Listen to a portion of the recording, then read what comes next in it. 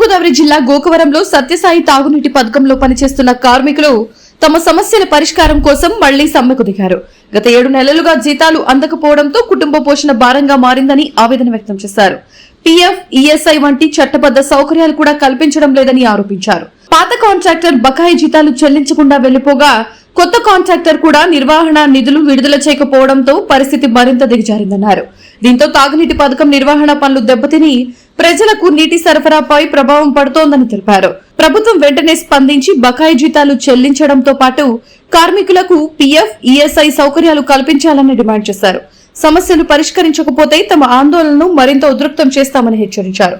ఈ విషయంలో ఉప ముఖ్యమంత్రి పవన్ కళ్యాణ్ జోక్యం చేసుకుని శాశ్వత పరిష్కారం చూపాలని కార్మికులు విజ్ఞప్తి చేశారు.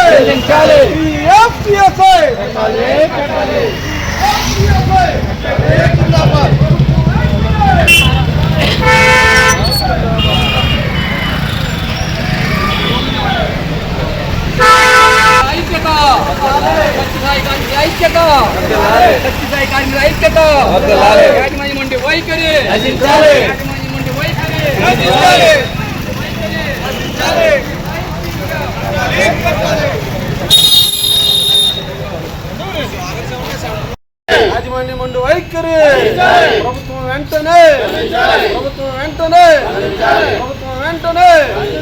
సక్రమంగా జీతాలు వెంటనే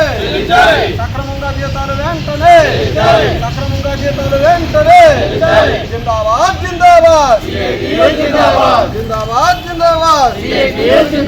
యాజమాన్యం ముందు వైఖరి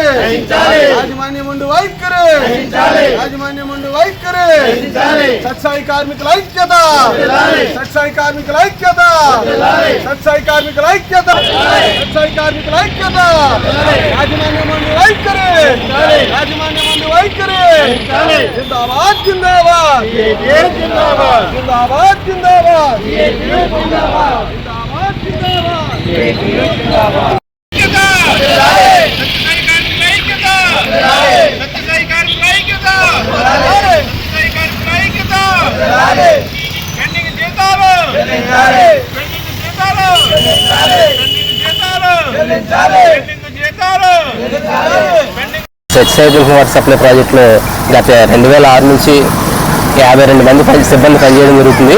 ఈ సిబ్బంది అంతా కూడా అప్పటి నుంచి పునాదుల దగ్గర నుంచి ఉన్నటువంటి కార్మికులందరూ కూడా ఇవాళకి కొనసాగుతూ ఉన్నారు ఈ ప్రాజెక్టులోనే.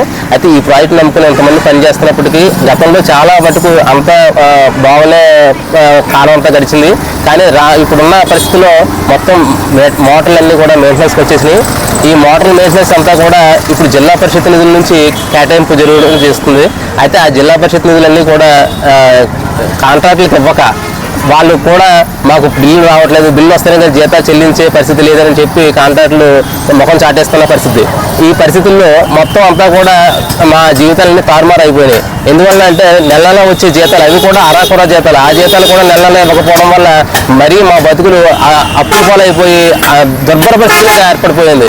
కానీ మాకు కొత్తగా వచ్చిన కూటమి ప్రభుత్వం ఈరోజు పవన్ కళ్యాణ్ గారు ఈ శాఖ తీసుకోవడం మాకు కూడా ఎంతో ఆనందం అనిపించింది. ఎందువల్ల అంటే ఆయన వస్తే ఏదో దీనికి మంచి సొల్యూషన్ దొరుకుతుంది అనే ఆలోచనతో మేము కూడా అనుకున్నాం. కాకపోతే అంటే మొన్న గతంలో చేసిన సమ్మెలో కూడా మేము ఆయన దగ్గరికి మా సమస్యలకు తీసుకెళ్ళినప్పుడు ఆయన కూడా కొంత స్పందించి ఒక 20 లక్షల గ్రాంట్ని రిలీజ్ చేయించి తాత్కాలిక ఉపశమనం కలిగించారు. కానీ ఇప్పుడు ఇది ఇలాగే కొనసాగింపు చేయడం వల్ల అలాగే మొత్తం ప్రాజెక్టు కూడా నిర్వీర్యమైపోయే పరిస్థితి ఏర్పడుతుంది. ఎందుకంటే 20 లక్షలు కేటాయించడం అది కూడా 6 నెలలకి 8 నెలలకి కేటాయించడం వల్ల మరీ దారుణమైన పరిస్థితులు ఏర్పడుతుంది. దీనికి శాశ్వతమైన బడ్జెట్ ఏర్పాటు చేయడం అనేది జరగకపోవడం వల్ల ఇదంతా కూడా బడ్జెట్ అవుతుంది.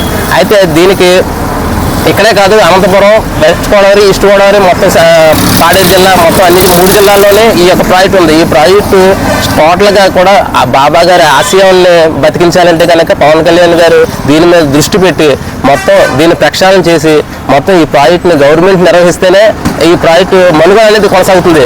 అంతే తప్పించి ఏదో మామూలుగా కాంట్రాక్ట్లకు ఇచ్చేసాం, కాంట్రాక్ట్ నడుస్తారంటే వాళ్ళు దీన్ని లాభాపేక్షగా చూస్తూ నాసిరకమైనటువంటి మెటీరియల్ పెట్టి దీన్ని కొలాప్స్ చేసే పరిస్థితి ఏర్పాటు చేస్తున్నారు తప్పించి ఇది ప్రజలకు శాశ్వతమైన ప్రతిపాదన త్రాగునీరు అందించాలనే దీంట్లో లేకుండా చేయడం వల్ల మా యొక్క జీవితాలకు మొత్తం చాలా దారుణమైన పరిస్థితి ఏర్పడుతుంది. అయితే వచ్చే జీతాలు కూడా అరకొర జీతాలు, ఆ జీతాలతో బతకడం అంటే ఇంకా దారుణమైన పరిస్థితి. మేము గతంలో చేసినప్పుడు కూడా మేము సపరేట్ కార్పొరేషన్ ఏర్పాటు చేసి దాని ద్వారాగా జీతాలు ఇవ్వమని చెప్పి మేము గతంలో 4 సార్లు పవన్ కళ్యాణ్ గారు మేము ఆఫీస్కి వచ్చి మేము అక్కడ వినతిపత్రం ఇవ్వడం జరిగింది. అయినా సరే దీన్ని చూస్తాననేటువంటి వెర్షన్ ఉందే తప్పించి దీన్ని ఎటువంటి పరిస్థితుల్లోనే వివిడి న్యూస్ టీవీని తక్షణమే సబ్స్క్రైబ్ చేసుకోండి. నోటిఫికేషన్ కోసం బెల్ ఐకాన్ క్లిక్ చేయండి.